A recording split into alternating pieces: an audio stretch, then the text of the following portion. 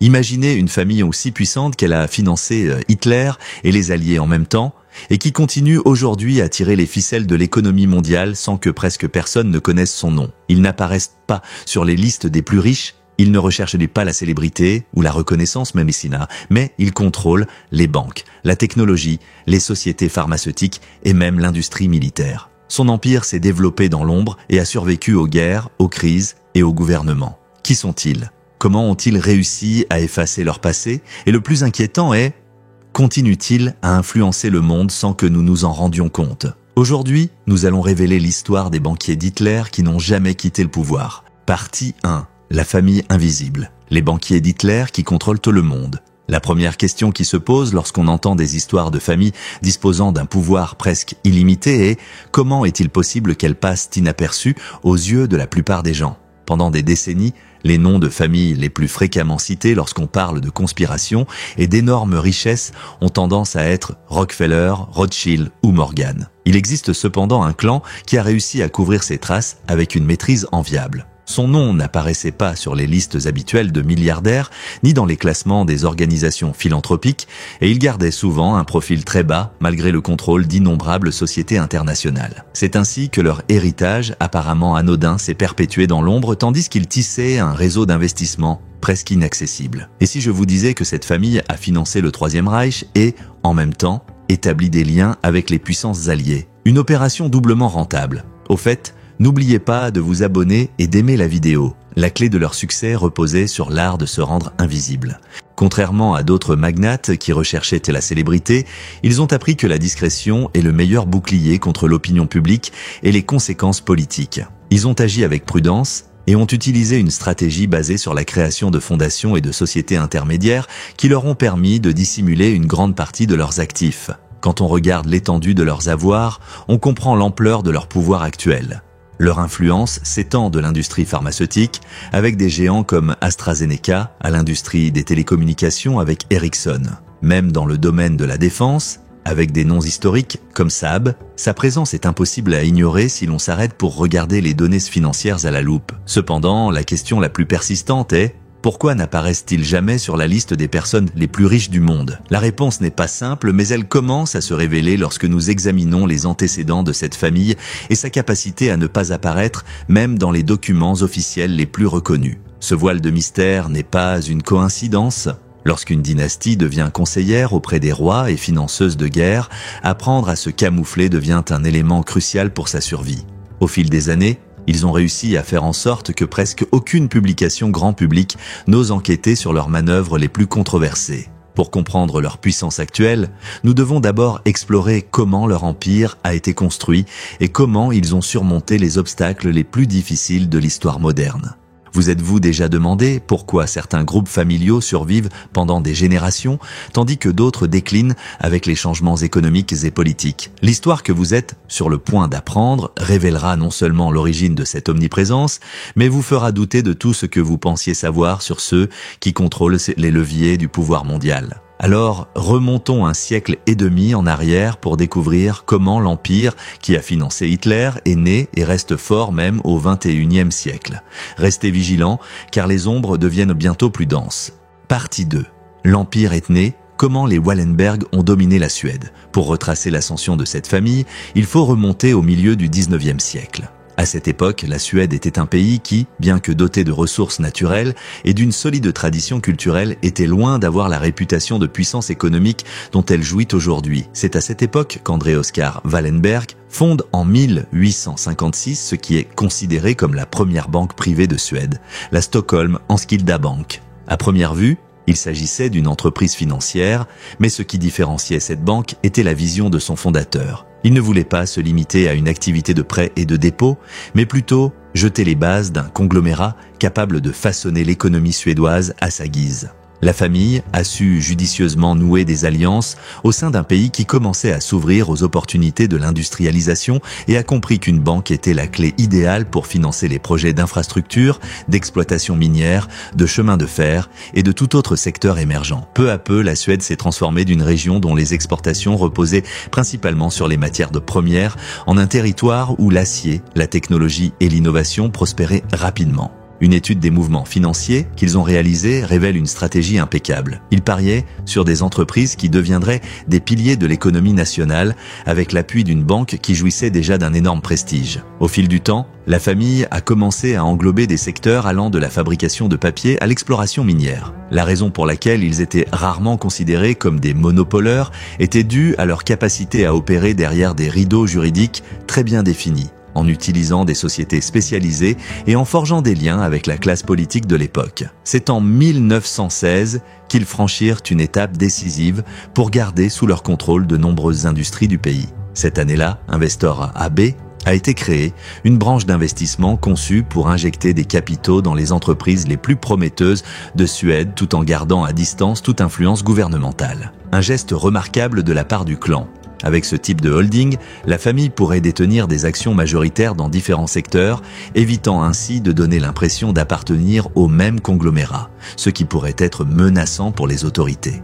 C'est l'une de leurs tactiques les plus élaborées pour échapper au contrôle de l'État ou à la pression d'impôts excessivement lourds sur les grandes fortunes. Son argument à l'époque était que la création d'Investor AB servirait à stimuler l'économie nationale. D'un certain point de vue, on pourrait dire qu'ils avaient raison, mais la réalité est qu'ils ont établi un réseau financier d'une telle complexité qu'il était presque impossible de retracer la véritable origine des fonds. À l'époque de la Première Guerre mondiale, l'influence des Wallenberg se faisait déjà sentir sur la scène politique suédoise. Sa banque privée et les investissements qui y étaient liés étaient devenus essentiels au développement des infrastructures du pays, de sorte que ses opinions étaient prises en compte dans les plus hautes sphères du pouvoir. Au fil des années, la famille a appris à marcher sur la fine ligne entre son alliance avec le gouvernement et les grandes entreprises, veillant ainsi à ce que son influence devienne incontrôlable. Personne, ou presque, n'osa arrêter leur avancée. Mais ce n'était là que le prélude à l'ampleur que son rôle allait atteindre dans les événements mondiaux. Le véritable scandale éclatera quelques décennies plus tard, lorsque l'ombre du nazisme se répandra sur toute l'Europe. Partie 3. Les banquiers d'Hitler. Un jeu dangereux. Malgré sa réputation de neutralité, la Suède a vécu la Seconde Guerre mondiale avec une double diplomatie qui lui a permis de commercer avec les deux camps. Durant cette période, la famille en question atteignit une position aussi avantageuse qu'ambiguë, car ses affaires prospérèrent à la fois avec l'Allemagne et avec les pays alliés. Des documents historiques et des témoignages ultérieurs ont montré comment un soutien financier et industriel a été apporté aux entreprises clés du Troisième Reich, dont les célèbres Bosch, IG Farben et diverses sociétés d'armement qui alimentaient les machines d'Hitler.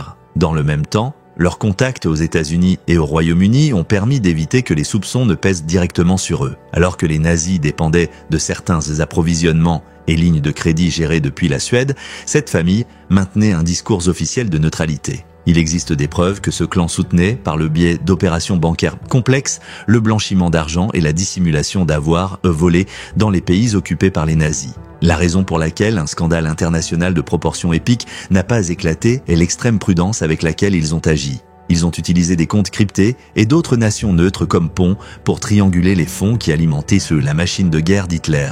Lorsque les États-Unis ont détecté certains mouvements suspects, ils les ont mis sur liste noire en 1945, ce qui a porté un coup temporaire à la réputation de la famille. Cependant, en l'espace de quelques mois, la liste noire n'a eu aucune répercussion juridique et les entreprises ont été réorganisées sans problème. Comment l'ont-ils obtenu ? L'histoire est jonchée de décisions politiques qui profitent à ceux qui ont assez d'argent pour acheter des testaments ou, au moins, négocier des accords sous la table. De plus, le rôle de certains membres de la famille a contribué à assainir l'image collective. Raoul Wallenberg, par exemple, a été salué comme un héros pour avoir sauvé des milliers de juifs en Hongrie grâce à son statut diplomatique. Si cet acte humanitaire est absolument précieux et indéniable, nombreux sont ceux qui soulignent qu'il a contribué à détourner l'attention des manœuvres économiques menées par d'autres membres. Un autre épisode, lié à la conspiration visant à assassiner Hitler dans le cadre de l'opération dite Valkyrie, a également touché certains secteurs de l'élite suédoise et allemande qui cherchaient à mettre fin à la guerre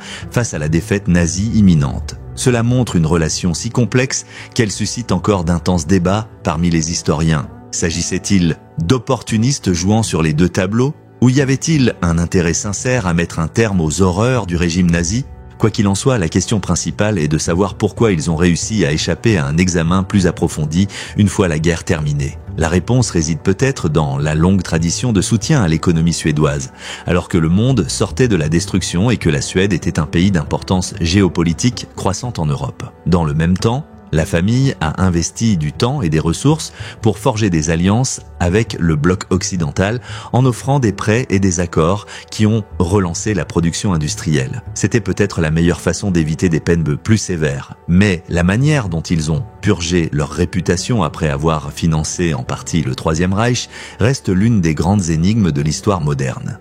Partie 4, l'ère de disparaître, comment ils ont purifié leur image et sont revenus au pouvoir. Après la Seconde Guerre mondiale, la priorité du clan était de s'assurer que ces entreprises étrangères puissent à nouveau prospérer sans le stigmate d'avoir collaboré avec Hitler. Pour ce faire, ils ont conçu une stratégie qui prévoyait de diviser leurs entreprises sous la tutelle de différentes fondations et sociétés holding, avec des noms et des objectifs philanthropiques qui semblaient vertueux. La plus célèbre est la fondation Knut et Alice Wallenberg, créée pour soutenir la recherche scientifique, l'éducation et la culture, dissimulant l'étendue réelle de la richesse de la famille sous de nobles causes. À première vue, la famille devient ainsi championne de la reconstruction européenne et de la promotion de l'innovation, tout en consolidant en réalité son réseau de contacts. Ces fondations étaient l'instrument parfait pour afficher une influence sans que tous les regards soient de braquer sur un seul propriétaire. Quand un gouvernement voyait les millions arriver sur son territoire pour financer des bourses ou des laboratoires,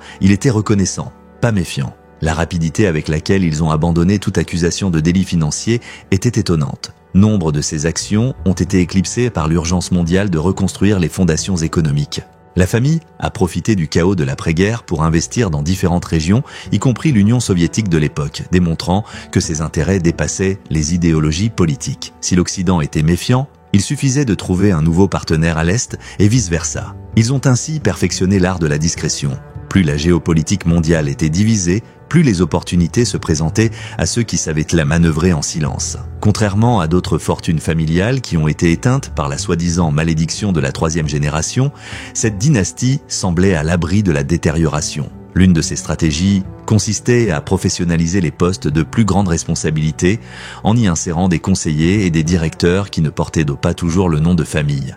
Grâce à cela, ils ont réussi à ce que le contrôle direct ne soit pas si évident et que la succession des postes de pouvoir se fasse avec la participation d'experts qui défendaient la famille comme si c'était la leur. En outre, ils se sont concentrés sur les secteurs émergents, suivant le chemin logique de la technologie et de l'électronique qui ont commencé à dominer le marché dans la seconde moitié du XXe siècle. On dit que lorsque l'on a le contrôle des banques et des industries technologiques, tout gouvernement est obligé de négocier, car un choc financier peut déstabiliser même les puissances les plus fortes. Au fait, n'oubliez pas de vous abonner et d'aimer la vidéo, vous m'aidez beaucoup. Le véritable génie de cette lignée a été de s'allier avec des acteurs clés de la scène internationale, de Washington à Moscou, en passant par Berlin et Londres. Petit à petit, le réseau de fondations et d'entreprises liancéliées produisit un effet tel qu'il devint presque impossible de relier la gestion actuelle aux accords douteux de la guerre. Le passé était entouré de mystères et les masses ignoraient les accords qui leur avaient permis de survivre aux heures les plus sombres du conflit. S'ils ont appris quelque chose, Nedikuzian, c'est qu'ils n'avaient pas besoin des applaudissements populaires ni de l'attention des médias pour prospérer. Il était bien plus utile de rester dans l'ombre et de nouer des liens forts avec les plus hauts niveaux du pouvoir économique et politique. Au début de la guerre froide, ils ont réussi à multiplier leurs investissements en profitant des tensions entre les grands blocs. Là où il y avait un embargo pour certains, les opportunités se sont multipliées pour d'autres. Ce faisant, ils ont acquis une réputation qui, à l'extérieur, était présentée comme celle de la neutralité suédoise et de la philanthropie généreuse. Cependant, des documents et des recherches récents suggèrent qu'ils ont également profité de ce conflit idéologique mondial pour alimenter leur empire, en vendant des services et des produits à des gouvernements opposés, tout en prenant soin de rester hors de la vue du public. Aujourd'hui, à ce stade, on peut se demander, au XXIe siècle, quel contrôle exerce-t-il sur les grandes décisions du marché mondial ? Partie 5. Aujourd'hui, ils sont encore intouchables, l'ombre qui domine l'économie. Aujourd'hui, lorsque l'on suit les investissements de la famille Wallenberg, on découvre qu'ils sont présents dans des entreprises allant de la société pharmaceutique AstraZeneca aux géants des télécommunications comme Ericsson, sans parler de leur poids historique dans la fabrication militaire de Saab et dans l'immense société ABB. Parmi les actionnaires figurent également Electrolux, SEB, Atlas Copco et Nasdaq, entre autres. En fait, certaines estimations évaluent la valeur nette des entreprises sous sa sphère d'influence à plus de 250 milliards d'euros. Un chiffre qui a de quoi donner le tournis et fait pâlir certains magnates des médias qui font la une des journaux. Leur modus operandi s'est affiné au fil du temps. Ils investissent via différents véhicules financiers, plaçant des membres de leur cercle de confiance à des postes de direction stratégique. Leurs avoirs ne sont souvent pas centralisés dans une seule entité, ce qui rend difficile la quantification de leur pouvoir réel. La façon dont ils affectent la vie quotidienne de millions de personnes est subtile mais puissante. Si vous utilisez un téléphone portable, il y a de fortes chances que votre infrastructure de télécommunication provienne, au moins en partie, d'une entreprise dans laquelle cette famille détient une participation. Si vous voyagez en avion, il est fort possible que des pièces ou des systèmes proviennent d'entreprises du même secteur que Wallenberg ou que le moteur soit soutenu par des brevets financés par elle. Si vous recevez un traitement médical, le laboratoire qui le produit peut faire partie de son réseau d'investissement. Ce domaine transversal s'étend même au forum le plus influent de l'économie mondiale, le Forum économique mondial. Là, des alliances entre gouvernements, entreprises et personnalités de renom se nouent autour de petits déjeuners privés et de conférences exclusives. Les fondations familiales s'engagent dans des débats clés sur l'innovation, la santé mondiale et la politique énergétique, toujours avec une rhétorique de progrès et de philanthropie. Bien que des décennies se soient écoulées depuis leur collaboration avec le régime nazi, la question que beaucoup se posent est de savoir si ce passé représente un modèle. Cette famille est accusée de soutenir les conflits modernes, au moins indirectement, en finançant des projets qui profitent à l'industrie de l'armement. D'autres soutiennent qu'il s'agit simplement d'une affaire commerciale et que le monde réel est plus complexe que ne le suggèrent les théories du complot. Cependant, la vérité indéniable est que leur capacité à opérer sous le voile du silence, sans apparaître dans les gros titres des journaux à sensation, leur donne un avantage que la plupart des grandes fortunes du monde envieraient. Les générations successives ont repris les rênes de cet empire sans rompre le fil conducteur du pouvoir. Dans un environnement médiatique où la visibilité est récompensée et où les entrepreneurs qui se présentent comme des stars sont idolâtrés. Les Wallenberg restent essentiellement discrets. Quand on parle de fortune mondiale, la sienne est rarement mentionnée. C'est un exemple clair que le véritable pouvoir n'a pas besoin d'être présenté en public. Leurs héritiers sont formés dans des universités prestigieuses, côtoient l'élite internationale et en même temps cultivent une image mesurée, presque invisible au grand œil de la presse populaire. Le secret de leur réussite réside dans le fait d'investir judicieusement, de cultiver des relations à long terme et surtout de ne pas se dévoiler au-delà de ce qui est strictement nécessaire. L'histoire de Wallenberg est la preuve vivante qu'il n'est pas nécessaire d'être sur la couverture des magazines ou sur la liste des milliardaires pour dominer l'économie. Tout ce dont vous avez besoin, c'est de posséder les clés des secteurs stratégiques, de vous déplacer avec la prudence d'un fantôme et d'être suffisamment influent pour établir des relations avec toutes les parties, quelles que soient leurs différences politiques. C'est donc ainsi, elle perpétue un pouvoir qui transcende les guerres mondiales, les crises financières et même les changements de régime. Alors que les hommes politiques vont et viennent et que les entreprises semblent naître et mourir par cycle, la famille continue de tisser sa toile dans l'ombre. Et le plus surprenant, c'est qu'on en parle à peine dans les médias. Le silence, après tout, peut être le meilleur des alliés.